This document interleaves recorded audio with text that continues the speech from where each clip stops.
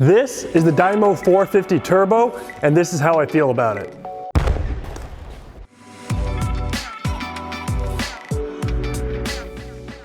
What's going on, everyone? My name is Matthew Osborn, and in this video we're going to do a quick review of the Dymo 450 Turbo, and we'll be answering the question, is it any good? In spite of that dramatic intro, I actually really like this printer. Though there have been times I've wanted to chuck this thing out a window, and we'll talk about that as well.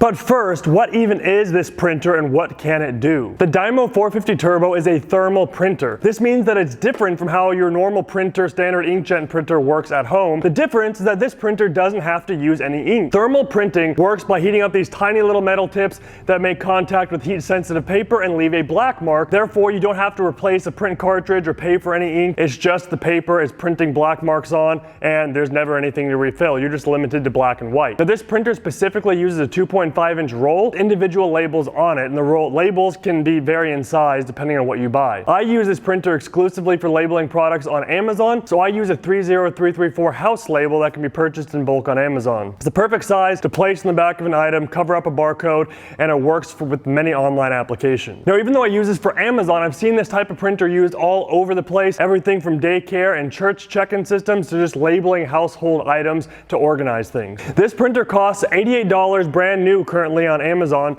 but due to its popularity, you can pick this thing up a lot cheaper on Facebook Marketplace, Craigslist, eBay, things like that, since there's so many of them out there. Here are the top 3 things that I actually like about this printer. The first is the operation. This thing really doesn't have any buttons on it other than this front button right here to feed another label.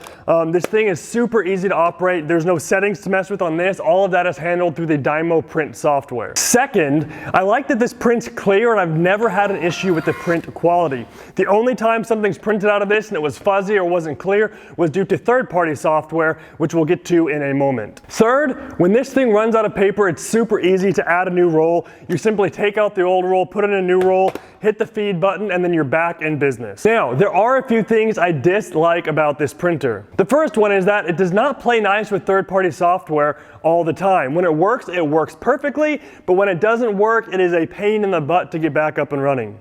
If you run into errors, a few tricks that I found that have really helped me is to first make sure you can actually print from the Dymo software itself, not the third-party software. Second, make sure you have Dymo web services turned on if you're trying to print from a web app. This can be done in Windows by searching for Dymo Web and then clicking on the application.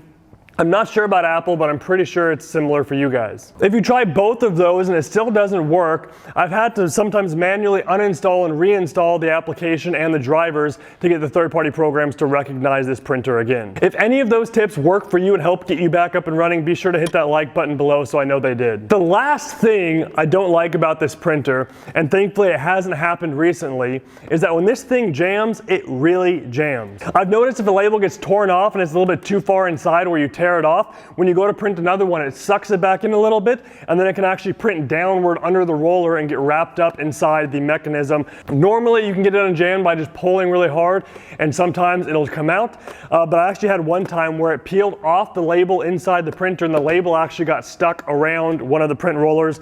The print rollers are not easy to remove, so I literally had to sit there with the needle and pluck different pieces of the label off until I got it completely removed from the roller. Thankfully, that has not happened since then. One thing I found that helps with this is that if you feel you've torn it off a little too far inside, just click the front button once, it'll feed out another label and it doesn't suck it back in first like it does if you print a label.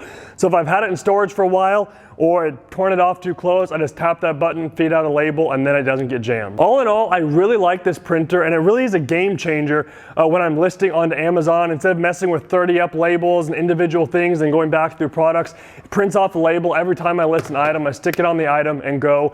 It's extremely easy to list using the Dymo printer. If you're in the market for a great label printer, click the link in the description below and let me know what product you'd like to see reviewed next. I'll see you guys next time.